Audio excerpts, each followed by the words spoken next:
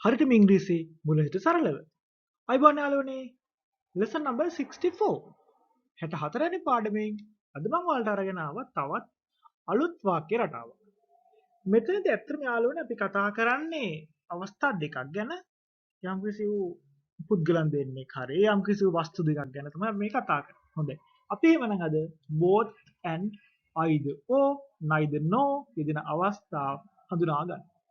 මම ඉංග්‍රීසි YouTube නාලිකාවෙන් මාව subscribe කරලා නැත්නම් අදම මාව subscribe කරන්න.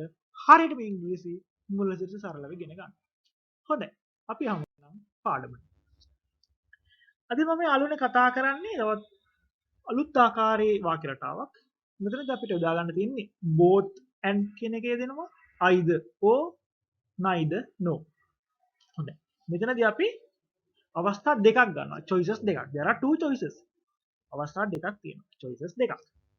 මෙන්න මේ choices දෙක අතරින් අපිට මේ choices දෙකම ඕන. අපි choices දෙකම තෝරගන්න නම් අපි යොදනවා යාළුවනේ both choice A සහ choice and choice B.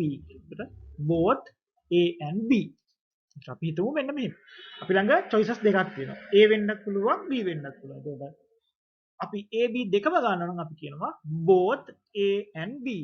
A සහ B දෙකම. A සහ B දෙකම. කියන එක තමයි ඒකේ තේරුම. එතකොට අපිට මේකේ ක්‍රියාපද තියන්න වෙන්නේ යාළුවනේ බහුවචනයෙන්. ඇයි? Aත් ඉන්නවා Bත් ඉන්නවා. A සහ B දෙදෙනාම ඉන්නවා. ඒතර වාක්‍යයේ ක්‍රියාපදය දෙන්නේ බහුවචනයෙන්. අපි මේ කතා කරන වාක්‍යයේ කොටස both A and B A සහ B කියන දෙදෙනා වාක්‍යයේ subject එක උක්තේ විදිහට කර්තෘ විදිහට දෙනවා නම් අපිට ඒ අනුව වාක්‍යෙ තබන්න පුළුවන්. ඊළඟට අත්තත් යාළුවනේ either කියන එකේ දුනහම මේ ඔප්ෂන් දෙකෙන් එකක් either A or B. A නැත්තම් B. A හෝ B. සමන් හෝ නිමල්.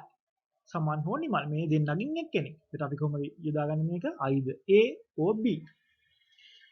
මේ දෙන්නගෙන් එක්කෙනෙක් නම් අපිට යොදා ගන්න වෙනවා වාක්‍යයේ උක්තය විදිහට මේ කොටස යෙදিলা නම් අපිට ඒක වචනේ යොදා ගන්න වෙනවා.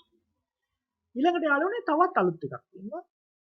අපි ඉස්සෙල්ලා යොදාගත්තේ either කියන එක. දැන් යොදාගන්නේ neither. ඉස්සෙල්ලා යොදාගත්තේ or කියන වචනේ දැන් යොදා ගන්නවා no කියන වචනේ. either or දැන් තුන්වෙනි අවස්ථාවේ අපි යොදාගන්නේ neither no. neither A nor B. මෙතනදී යාළුවනේ අපිට අර either කියලා අපි යොදාගත්තා වගේ නෙමෙයි. මෙතනදී දෙන්නේ අපිට විරුද්ධාර්ථයක්. either කිව්වහම ඒ දෙක අතරින් එකක් කියන එක දෙනවා. neither කිව්වහම ඒ දෙකම ඒ ක්‍රියාවේ යෙදෙන්නේ නැහැ කියන එකයි අපිට මෙහෙම කියන්න පුළුවන්.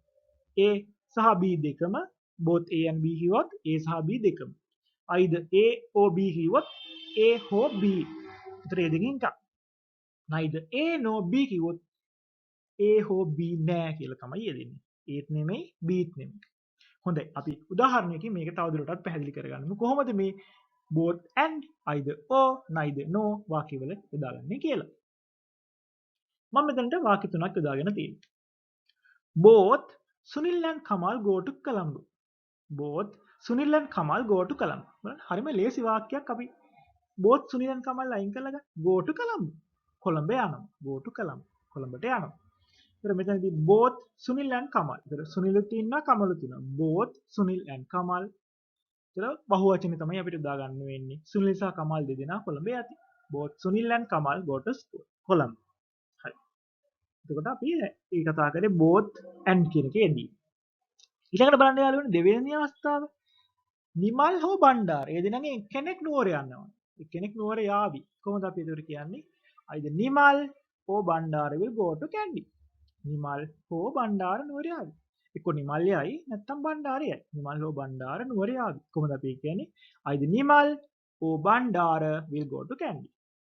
දැන් එන්න යාළුවනේ තුන්වෙනි අවස්ථාවට. neither Saman nor Vimal go to Colombo. අපි දන්නවා not කියන එක යෙදෙනවා වගේ තමයි මේ අවස්ථාවේදී යෙදෙන්නේ. අපි කිව්වොත් Vimal will not go to Colombo. Vimal Colombo යන්නේ නැහැ. මේ වගේ මෙතනදී neither Saman nor Vimal. එතනදී යාළුවනේ අර්ථය එන්නේ සමනුත් නැහැ විමලුත් නැහැ. ඒ කියන්නේ ඔප්ෂන් දෙකම නැහැ. සමන් යන්නෙත් නැහැ විමල් යන්නෙත් නැහැ. ඉතින් අපිට කියන්න සිද්ධ වෙනවා සමන් හෝ නිමල් විමල් කොළඹ යන්නේ නැහැ. සමන්වත් විමල්වත් කොළඹ නොයාවි කියලා තමයි අපිට මේ වාක්‍යයේ අර්ථය දෙන්නේ. එතකොට අපි අර ඉස්සලා කීවේ වාක්‍යයේදී අයිද දැම්මොත් ඒ දෙන්නගෙන් එක්කෙනෙක් ඒ දේ ක්‍රියාව කරනවා.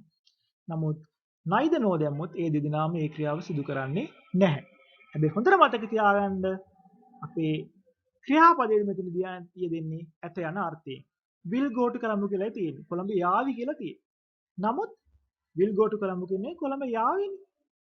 නමුත් neither no කියන දෙකේ යෙදෙන අවස්ථාව නිසා මෙතනදී අපිට මේ ක්‍රියාවේ නැත යන අර්ථය තමයි අර්ථ ගැන්වෙන්නේ. අවසාන අර්ථය වෙන්නේ නැත යන අර්ථය. එතකොට සමන්වත් නිමල්වත් කොළඹ යන්නේ නැහැ. neither Saman nor Wimal will go to Colombo. අපි තවදුරටත් මේක උදාහරණයකින් පැහැදිලි කරගමු. අපි මේ අවස්ථාවේදී බලනවා වාක්‍යයේ ඔබ්ජෙක්ට් එක කර්මයේ විදිහට. ඔන්න මම මගේ කෑම ගැන කියන්න යන්නේ. මම මොකද්ද කියන්නේ? මම දෙකම කන්නම්. මගෙන් අහනවා යාළුවෙක්, ඔයා බත් කනවද පාන් කනවද? Will you eat rice? Will you eat bread? Will you eat rice or bread? මම මොකද්ද කියන්නේ? මට එකක් කියන්න පුළුවන්, මට දෙකම කන්න පුළුවන්. තව අවස්ථාවක් දෙකකින් එකක් කන්න පුළුවන්. එහෙම නැත්නම් දෙකම නොකා ඉන්න පුළුවන්. කොහොමද අපි ඒතර මේ අවස්ථාවලදී කියන්නේ? I will eat both bread and rice. මම බානුයි බතුයි දෙකම කන්නම්. පළවෙනි අවස්ථාව. දෙවෙනි අවස්ථාව කියනවා I will eat either bread or rice. මම පාන් එහෙම නැත්නම් බත් කන්නම්. අන්තිම අවස්ථාව බලන්න. I will eat neither bread nor rice. මම පාන්වත් බත්වත් නොකා ඉන්න. මම කනවා ඉන්දියාප්ප. ඒතර බත් කන්නෙත් නැහැ පාන් කන්නෙත් නැහැ. I will eat either bread nor rice. I will eat neither bread nor rice. එතකොට මට පානුත් එපා බතුත් එපා මම වෙන මොනවා හරි කනවා. ඒ වගේ අවස්ථාවල තමයි අපිට මෙන්න මේ neither no කියන එක යොදා ගන්න පුළුවන්. බලන්න ඊට යටින් තියෙන එක අපි මේක සමාන වෙන යාළුවනේ මම පාන්වත් බත්වත් කන්නේ නැහැ කියන. පාන්වත් බත් නොකා ඉන්නම් කියන එකට. I will not eat either bread or rice. එතකොට I will not eat කියන එක තමයි I will eat neither කියලා අපිට ඒ විදිහට යොදා ගන්න පුළුවන්. දැන් අපි අර විරුද්ධාර්ථය නැති යන අර්ථයෙන් තමයි මේ neither no කියන එක යොදාගන්නේ. එහෙමනම් අද අපි කතා කරේ both and either or neither no කියන අවස්ථා අපි දෙදෙනෙකුට කොහොමද යොදාගන්නේ කියන එක. එතකොට දෙන්නම අපි පාවිච්චි කරනවා නම් both A and B. දෙන්නගෙන් එක්කෙනෙක් නම් either A or B. දෙන්නම නෙමෙයි නම් අපි neither A nor B කියලා යොදාගන්න පුළුවන්. එහෙම නම් යාළුවනේ අද අපි both either neither කතා කරා. ඊළඟ වීඩියෝ එකකින් අපි තවත් පාඩමකින් හමු වෙමු. මම ඉංග්‍රීසි YouTube නාලිකාවෙන් thank you.